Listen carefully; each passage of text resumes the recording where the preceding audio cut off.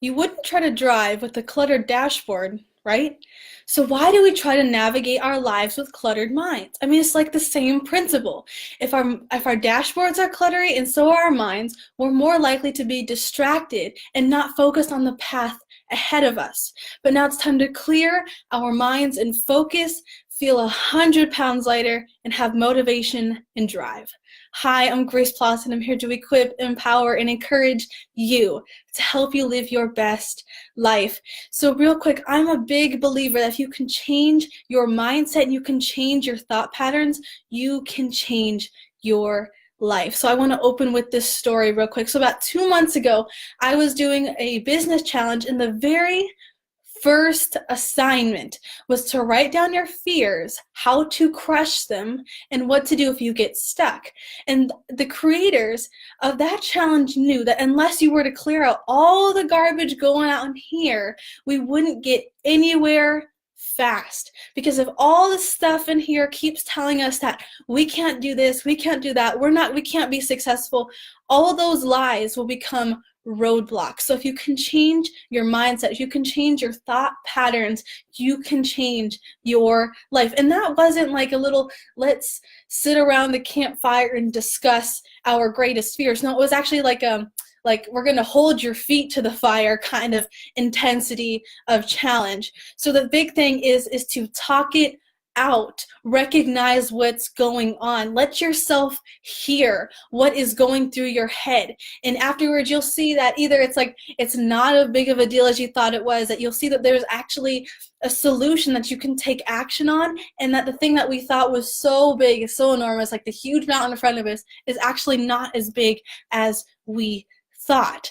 So as I would like to encourage you to talk out whatever is going on in your life with a trusted family member or a very trusted friend, because not only it will help you it'll help you clear your head, because I know if you keep all this like stuff going on, bubbling inside of you, and all this stuff that's spiraling through your mind, if you just kind of keep it locked up, at any given moment we could explode. I mean, we'll be like ticking time bombs if we keep that stuff in front of us. So when we talk it out, it'll help us quickly figure out the solutions to the problems. It'll help us hear what we're thinking. I mean, oftentimes, I don't know about you, but I can get so caught up in my head. I can be thinking this, I could be thinking that, and then once I do whatever, it's like, that's totally not what I thought it was going to be, and it's an amazing surprise.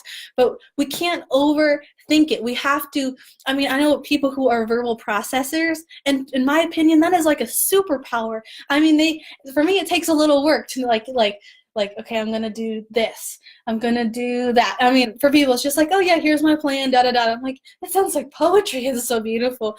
But the thing is that we have to speak out what's going on inside of us. I mean, we'll be able to put our fears to rest. We will just feel lighter. We'll be able to figure out our priorities.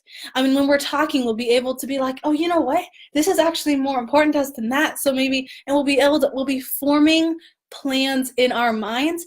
And maybe when we discuss our mistakes, and this is also the bonus of having people with us, is that they'll be able to tell us, you know, what they see, what like their ideas, their solutions, and they'll give us ideas of how to fix it. And so I kind of like this analogy of someone digging a ditch. You know, if you're in the ditch and you're trying to pile out the dirt and you're working, you're not going to know if you were zigzagging until it's too late. But if you have somebody, you know, right next to you, or, you know, standing by you, they'll be able to tell you, oh yeah, go a little to the left, go a little to the right, go a little to the center. They'll be able to tell you if you're going off course. Same thing if you have like I guess a therapist. You can call them a therapist, but if you don't have to. I mean, of course, just find a safe person that you can speak with, that you don't have to hold up any more than you have to. Last week we talked about, the message was about loneliness, and so this is not really, but it's kind of a part two. So this is about speaking it out, because it's going to make a whole lot more sense. You are going to find solutions. You are going to just feel like the weight of the world has just come off your shoulders. So I encourage you to go find family are going to be there for you. Go find your family and just sit down and be, this is like what's going on. Here's what's happening. Find a friend. Just find somebody that you can talk to, okay, and figure this out, because things, I know I can relate with this. Things sometimes, like, it can sound better or it can sound worse, in our heads. It's not till we like say it out loud or we actually like, oh, that's what that sounds like. I have to, and we've all been there like, oh, that sounded better in my head. But, go find someone to talk to. I'm putting emphasis on that. So I will see you next week. Thank you so much for listening, and go find somebody. Bye.